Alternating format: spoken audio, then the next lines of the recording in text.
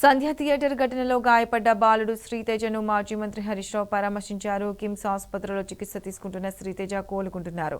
కళ్లు తెరిచి చూస్తున్నాడని, ఇంకా గుర్తుపట్టడం లేదని వైద్యులు తెలిపారు. కోలుకునేందుకు సమయం పడుతుందని వివరించారు. శ్రీతేజను మాజీ మంత్రులు ఎర్రబెల్లి దయాకర్రావు, శ్రీనివాస్ గౌడ్, ఎమ్మెల్యేలు వివేకానంద గౌడ్, బండారి లక్ష్మారెడ్డి, ఎమ్మెల్సీ నవీన్ రావు పరామర్శించారు. శ్రీతేజ కోలుకుంటున్నాడని మాజీ మంత్రి హరీష్ రావు తెలిపారు. కాళ్లు చేతులు ఆడిస్తున్నాడని వివరించారు. బాలుడికి కిమ్స్ వైద్యులు మెరుగైన వైద్యం అందజేస్తున్నారని వివరించారు. రికవరీ కావాలని చెప్పి కేసీఆర్ గారి ఆదేశాల మేరకు ఈరోజు వారి కుటుంబ సభ్యుల్ని పరామర్శించడం జరిగింది. డాక్టర్లతో కూడా మాట్లాడాం. ఆ దేవుడి దయ, సంతోషం. అబ్బాయి ఇప్పుడిప్పుడు కొంత కళ్ళు తెరుస్తూ ఉన్నాడు, కొంత కాళ్ళు చేతులు కూడా ఆడిస్తూ ఉన్నాడు.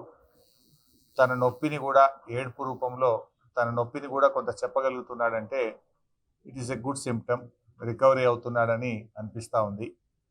డాక్టర్లు అయితే కాన్ఫిడెంట్గా ఉన్నారు. తప్పకుండా వారికి మంచి వైద్యం, అంటే అన్ని రకాలుగా ప్రత్యేకమైన శ్రద్ధ చూపించి వారికి అత్యుత్తమమైనటువంటి వైద్యాన్ని అందిస్తున్నామని డాక్టర్లందరూ కూడా చెప్పడం జరిగింది. మరి కిమ్స్ చైర్మన్ గారు భాస్కర్ రావు గారు కూడా ప్రత్యేకమైన దృష్టి పెట్టి ఆ అబ్బాయిని మళ్ళీ పూర్తి స్థాయిలో నయం చేసి బయటకు వచ్చే విధంగా ప్రత్యేకమైన శ్రద్ధ పెడుతున్నామని చెప్పి డాక్టర్ భాస్కర్ రావు గారు, అదేవిధంగా అబ్బాయికి వైద్యం అందిస్తున్నటువంటి నిపుణులైన డాక్టర్లందరూ కూడా చెప్పడం జరిగింది.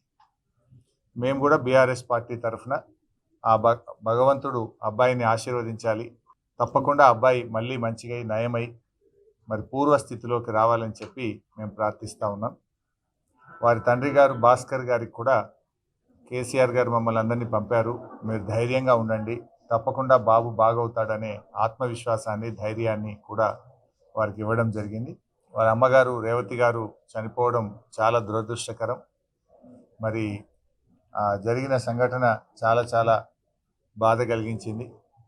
ఆ తల్లిగారు చనిపోతూ కూడా కుమారుడిని ఎంత గట్టిగా పట్టుకున్నది అనేది మనందరం కూడా టీవీల్లో, పత్రికల్లో చూసాం, వీడియోలు కూడా చూసాం. అంటే తల్లి కొడుకుల అనుబంధం ఎంత గట్టిగా ఉందో, తను ప్రాణాన్ని విడుస్తూ కూడా కుమారుడిని ఎంత బలంగా పట్టుకుందో కూడా మనం చూసాం. సో ఏది ఏమైనా ఈ సంఘటన చాలా దురదృష్టకరం. రేవతి గారి మృతికి ప్రగాఢ సానుభూతిని తెలియజేస్తూ శ్రీతేజ్ తొందరగా బాగై నయం కావాలని ఆ భగవంతుణ్ణి బీఆర్ఎస్ పార్టీ పక్షాన ప్రార్థిస్తున్నాను.